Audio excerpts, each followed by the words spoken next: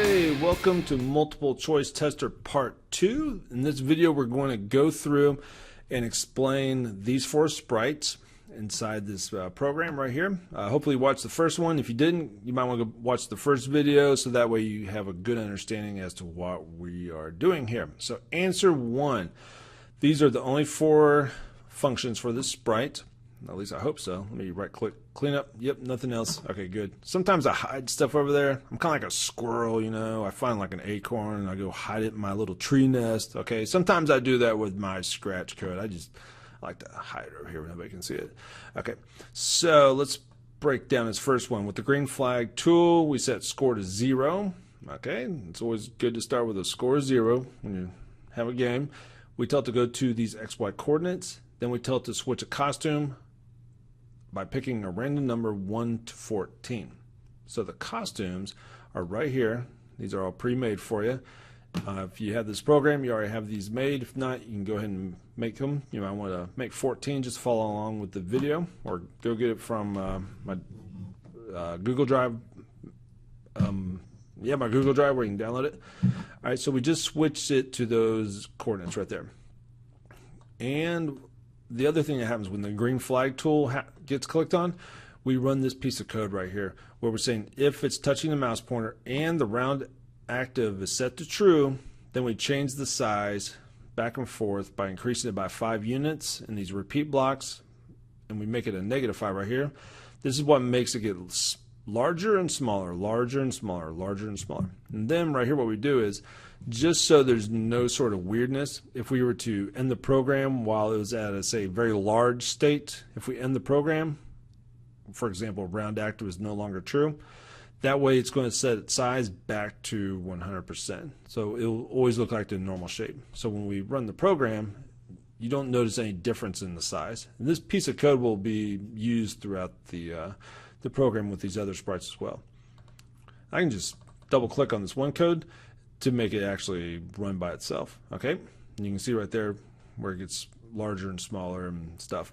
And when I move my mouse off of it, okay, it makes it look like it's going back to its original size. Okay, it may skip through a few frames of, you know, changing the size by a certain value to get back to that 100%, just because we automatically set it to 100% right here. Next, this is another green flag hat tool, and we say right here, when we wait until round active is true, and when it is, we say if the mouse is down and it's touching the mouse pointer, we change the score by 1, then we broadcast the correct answer message, which will get sent to, let's find out, right click, show receivers, and you'll notice it gets sent to the correct, or to the messenger sprite. And then right down here, we set the round active to false. Okay, it just creates a little bit of delay in between the games. One reason of making this wait until round active is true, and then we set it right here as false, is that way you don't have a scenario where somebody's just clicking on a choice and it causes the game to malfunction. Okay, you saw how I kind of messed it up. Now this game isn't perfect. Again, it's an entry-level game, but we try to alleviate as many possible mistakes that could be made by the user, so that way the program will run consistently whenever you do start this up. Next, when I receive answer 1, I can't remember where it came from, so let's find out. We right click on this and choose show senders, and it looks like it came from the problem sprite. So right here, when we broadcast answer 1 from this particular block of code, it's going to activate this block of code. So when we receive answer 1, we're going to switch our costume to the costume number of the problem. All right. Now you notice this blue sensor block right here. What we do is we can access private variable information. Variables.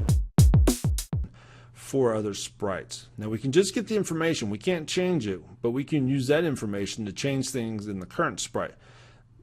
And the costume number, which comes from this problem right here, based upon this value, we're able to get that, whoa, there we go. We're able to get the number of the costume from the problem sprite, and we can switch the costume of answer to that value. So let's click on play.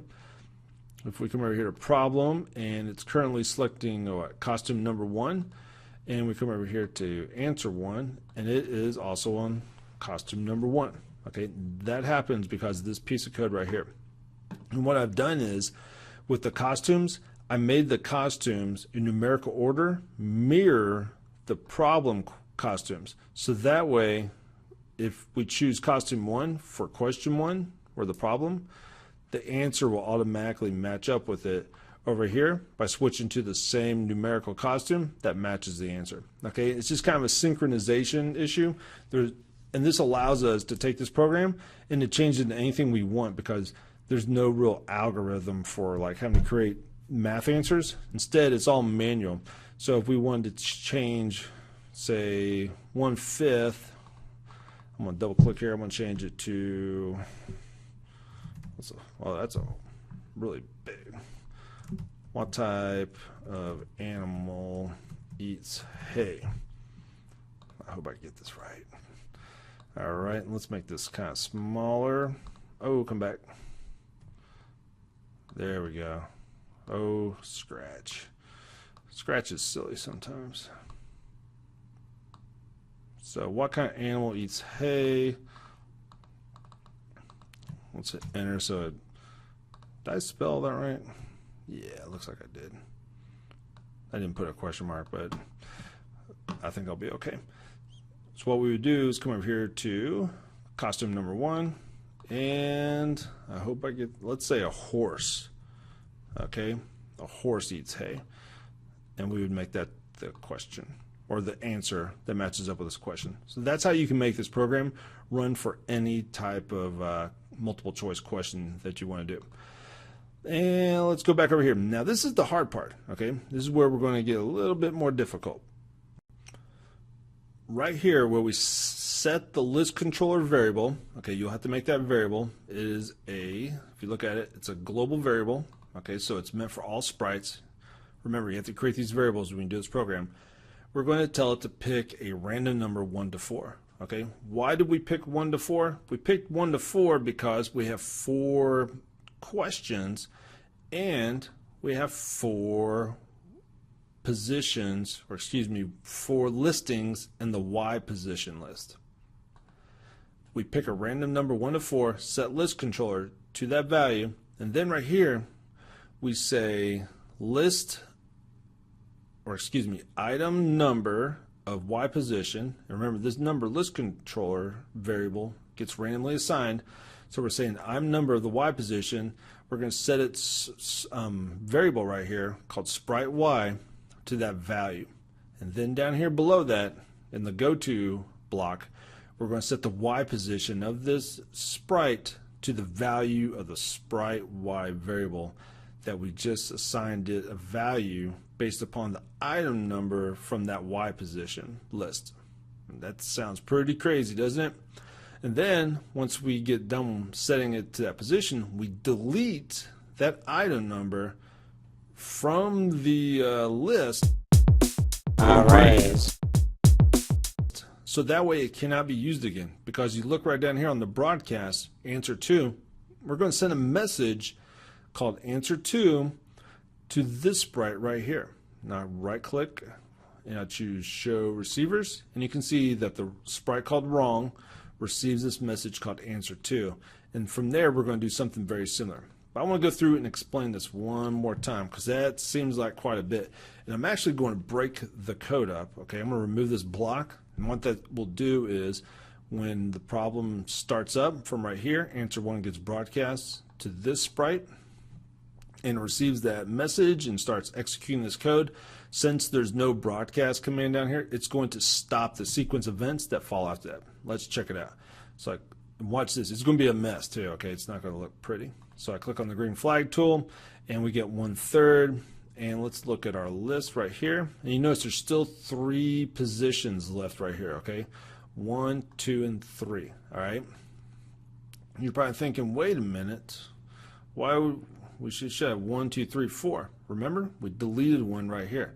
Okay, and what happens is when you delete one of these list items, everything else shifts up. So if we had 1, 2, 3, 4, and the 3rd position got deleted, then technically the fourth position becomes the third position. If you come over here, you see that we had 100, 25, negative 50, and negative 125. And over here we have 25, negative 50, and negative 125. That means that the 100 position right here got deleted. Okay, and I can tell that just because these are the only numbers that are left. Now there's other ways I can go through and figure out which number got deleted as well, because I could also look at the Y position of this sprite right here. Okay, remember this Y position for the sprite gets set to the value that was in that Y position.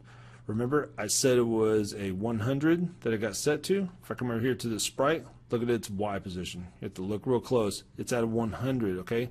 Because we set its Y value to the value of that variable, and the variable sprite Y got its value from item, that item number, in this case was number 1, okay, of the Y position list. List controller got its value from a random number that was selected from 1 to 4.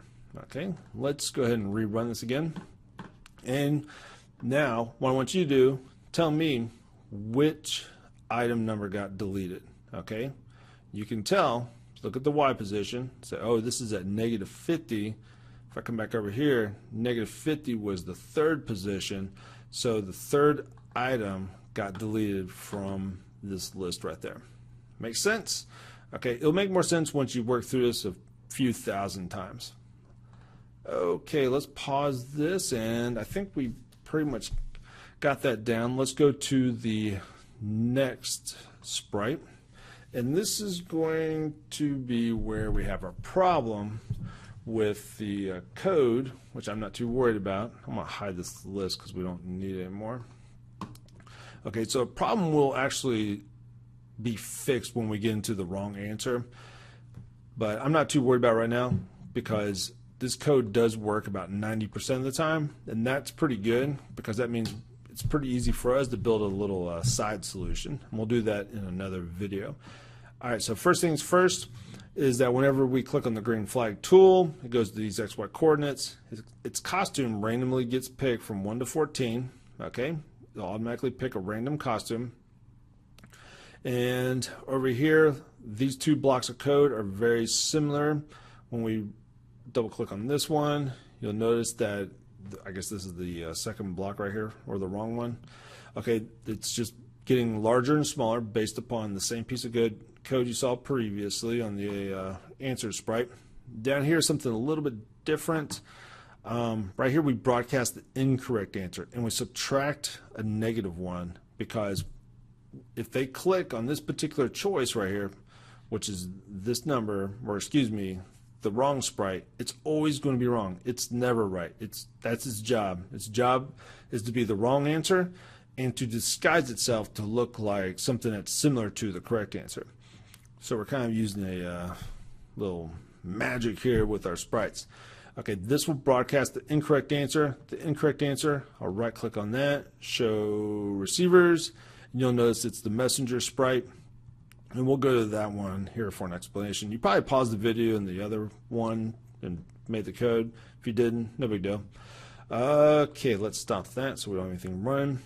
And right here, answer 2, this is where things get a little bit different. What we do here inside answer 2 is we tell it to keep repeating until its costume number is not equal to the costume number of the problem sprite, which is the one right here. Okay, you probably noticed my numbers changed. It's because I was clicking on something. I had an idea and I was testing something out. Okay, so this piece of code will keep repeating just to make sure that the costume number for the wrong does not match up with the costume number of the problem. Because remember, problem, its costume number dictates what the costume number will be for the answer. Because remember, these two are always going to, this is always going to be the problem, and this will always be the correct answer. And we always want the wrong answer to be something different. So this piece of code makes sure that that does not happen right here. Okay, and then we'll pick a random number from 1 to 14. It's just going to keep doing it over and over again. In a situation where it picks the same costume number, this piece of code will go back through, and then it'll make sure it gets a different one. Okay, and if you look at the probabilities, there's a 1 in 14 chance that it'll pick the same exact costume. Now you're probably thinking, well, hold on, let's look for that error again. I want you to think about that. Okay, it'll happen. Just give me a second. I know the solution to this. It'll happen. Come on, where are you? Almost there. Just a matter of time. Oh my gosh, this is the time it doesn't show up. Oh, there we go, perfect. Okay, so you'll notice right here that our wrong, okay, matches the answer, okay? But check this out. Once you start thinking about it, is that our wrong choice, let's look at its costume number, is costume number 5, okay? Back to the answer, its costume number is 14. Uh-oh, see how I have duplicate costumes right there? Because I went in order of the fractions on how they increase. Okay, same, that's part of the problem right there, and we're going to fix that so we know how to look for a solution. All right, let's get back to this piece of code. Okay, once it does that, what it'll do is it'll assign a number of 1 to 3 to the list controller's variable. Now you remember on this one we went 1 to 4. The reason when we went to 1 to 4 was because when the list gets this point in time, if I run it, there's 4 values in it, okay? So that's why we pick 1 to 4, because it has 4 values in the list that we can choose from, that we can assign to this value, and that we can delete from right here. Okay, since we delete an item out of there, we only have 3. That's why when we come over here, we pick from 1 to 3. And I want you to guess what we're going to do with these 2 sprites right here. It's going to be 1 to 3, or is it going to be something different? Again, right here, sprite Y, we tell it to go to the item number of this Y position list, and then we assign that value from this list number to this variable right here. And this variable assigns that value to the Y position for the sprite, which allows it to go to that particular position. If I click on play, let's hide this. Okay, if I click on play, I can look at the wrong sprite, look at its Y position, it's negative 50. So I know that it got assigned the 3rd value. And right here, I'm just guessing that that's going to be the wrong sprite. Oh, I should have known that. Is that down here, it shows me the costume number. So yes, that's the wrong sprite. And right here, it'll delete the item number of that Y position. So that way the next sprite, when it gets this message, it won't actually go through and pick the same costume number. And let's see how much time we got left on this video. And I just saw the time. We're going to go ahead and wrap this one up, and we're going to move into the 3rd video. The 3rd video, we will get these other 2 sprites, which should be pretty easy for you. And then we're going to wrap up the messenger sprite, and then we'll solve the mysterious problem of the wrong answer matching the answer 1 sprite. Dun dun dun. Alright, my name's Ryan, and we'll see you in the next video. Keep coding, you can do this, and we'll see you here soon. Bye.